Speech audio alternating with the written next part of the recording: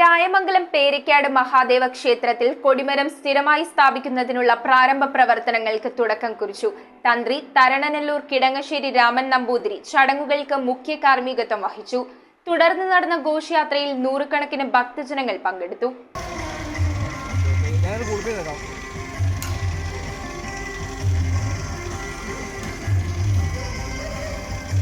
ക്ഷേത്രം തന്ത്രി തരണനല്ലൂർ കിടങ്ങശ്ശേരി രാമൻ നമ്പൂതിരിയുടെ മുഖ്യ കാർമ്മികത്വത്തിലാണ് രായമംഗലം പേരയ്ക്കാട് മഹാദേവ ക്ഷേത്രത്തിൽ സ്ഥിരമായി കൊടിമരം സ്ഥാപിക്കുന്നതിനുള്ള പ്രവർത്തനങ്ങൾ ആരംഭിച്ചത്. അതിന്റെ ഭാഗമായി വൃക്ഷം മുറിക്കൽ ചടങ്ങ് നടത്തി. ഇളങ്കുന്നപ്പുഴ രാജഗോപാല മേനോൻ, മലപ്പുറം വിഷ്ണു ആചാരി എന്നിവരുടെ നേതൃത്വത്തിലാണ് ഭൂസ്പർശമേൽക്കാതെ മുറിച്ചെടുത്ത വൃക്ഷം അലങ്കാരങ്ങളോടെയുള്ള വാഹനത്തിൽ ഘോഷയാത്രയുടെ അകമ്പടിയോടെ ക്ഷേത്രത്തിലെത്തിച്ചത്.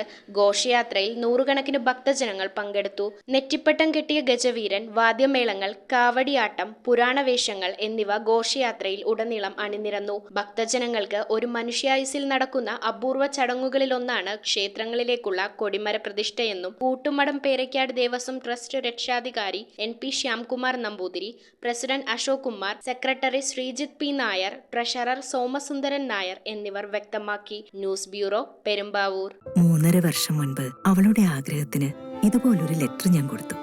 അന്ന് അവൾ എന്നെ നോക്കി ഒന്ന് സന്തോഷത്തോടെ ചിരിച്ചു. ഇപ്പോ അവളുടെ സ്വപ്നങ്ങളും എല്ലാം യാഥാർത്ഥ്യമാക്കി.